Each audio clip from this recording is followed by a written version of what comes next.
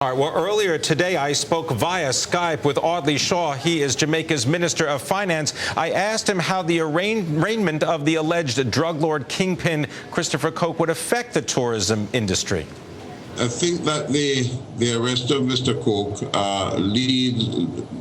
indicates to the government and to the people of Jamaica the very urgent need that we have to make sure that we put in place those structural reforms that are necessary to ensure that the private sector, in terms of legitimate business enterprises, has an opportunity to flourish in the country so that legitimate employment opportunities are created.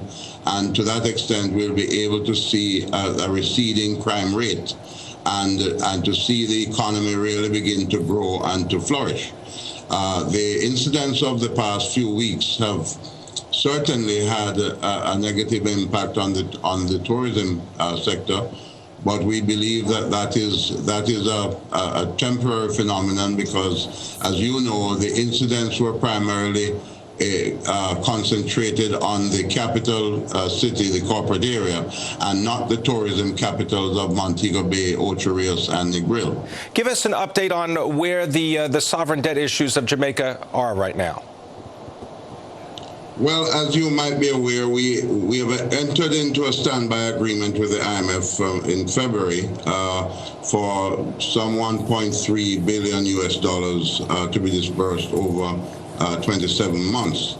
Now, we got the initial disbursement of some 640 million US dollars, and that was at the time of the agreement in February. We had to pass the first test, which was set for March, and the board of the IMF on Wednesday of this week reviewed all of the quantitative and other targets that were set, and we passed all of them pretty much, and as a result, the second tranche of some US $94 million will be released to the Bank of Jamaica.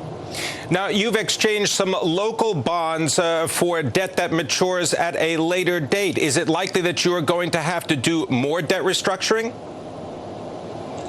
No, it's not our intention at this stage. As you know, we had gone through this debt exchange of the entire stock of domestic debt, and in which we basically have reduced the interest rates from an average of 17% to 12%. It has been going very well. This has now led to a situation where our auction at the Treasury bill auction has gone down this week to a new 30-year low of 8.5%.